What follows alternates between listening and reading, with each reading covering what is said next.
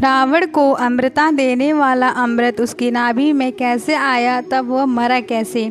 मान्यता कहती है कि रावण की नाभि में अमृत था। जब तक भगवान श्री राम ने रावण की नाभि में वार नहीं किया था, तब तक रावण की मृत्यु नहीं हुई।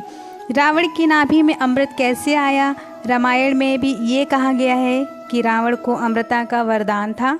प्राचीन धर्म ग्रंथों एवं मान्यताओं के अनुसार रावण की नाभि में अमृत था, जिसने उसको अमर कर दिया था। यही कारण है कि रावण को मारना कोई साधारण बात नहीं थी। आपको ये जान के हैरानी होगी कि रावण की नाभि में अमृत कैसे आया, इसे वहाँ कैसे स्थापित किया गया। धर्म ग्रंथों के अनुसार बाली और रावण के बीच एक बार युद्ध हुआ। इसमें रावण को अंदरूनी चोट लगी, जिससे कि लंकापति रावण बहुत ज़्यादा बीमार पड़ गया। उसकी पत्नी मंदोदरी बहुत ज़्यादा चिंतित हो गई। उसने मन ही मन तय किया कि मैं महाराजा रावण को अमर बनाकर ही रहूँगी। मंदोदरी अपने माता पिता के पास पहुँची। वह मैदानों की बेटी थी। उसके पिता अद्भुत ताकतों से स्वामी थे। माँ कई शक्तियों से लैस थी। अमृत कलश चंद्रलोक पर था। वहाँ मंदोदरी जा नहीं सकती थी, क्योंकि उसके पास उड़कर जाने की शक्ति नहीं थी। उसके माँ पति ने ये शक्तियाँ उसे दी। वह उड़कर चंद्रलोक गई। हालांकि वहाँ जाकर भी वहाँ के अमृत कलश कुंड से अमृत की कुछ बूंदें लाना भी आसान नहीं था। कोई इसे चुरा कर नहीं सकता। मंदोदरी के पिता ने ही उसे स्वर्गलोक में स्थापित किया था।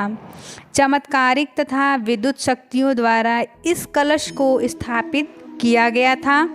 कोई व्यक्ति इसके पास भी नहीं पहुंच सकता था।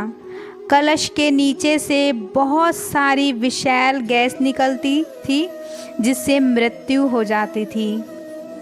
इसके चारों ओर गर्म लावा निकलता रहता था, इसलिए अमृत कलश के पास पहुंचना और इससे अमृत चुराना असंभव था। चंद्रलोक का एक नियम है कि चंद्रदेव साल में एक बार अश्विन मास की पूर्णिमा, शरद पूर्णिमा के दिन इस अमृत कलश को वहां से निकालते हैं। तब धरती पे कुछ बूंदें गिराते हैं। मंदोदरी के सामने ये अच्छा मौका था। जिस दिन मंदोदरी चंद्रलोक गई, उसके 2 दिन बाद ही पूर्णिमा थी।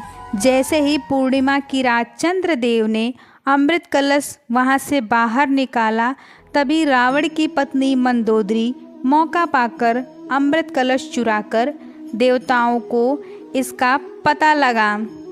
उन्होंने मंदोदरी का पीछा किया।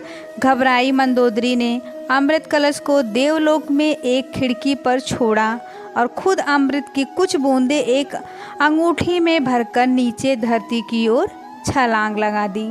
पति को अमर करने के काम में उसने देवर विभूषण का सहारा लिया। हालांकि विभूषण ने पहले यही कहा कि चोरी के अमृत का इस्तेमाल कतई उचित नहीं है। बाद में वह तैयार हो गया। शरद पूर्णिमा के दिन इस अमृत की बूंदों को रावण की नाभि में स्थापित करने का फैसला किया गया। पहले इसके लिए अशोक वाटिका में रावण को बेहोश या अचेत किया गया। फिर विभीषण ने अमृत बूंदों को रावण की नाभि में स्थापित कर दिया। इसी के चलते रावण अमर हो गया। विभीषण ऐसे शख्स भी थे जिन्होंने नाड़ी का ज्ञान था।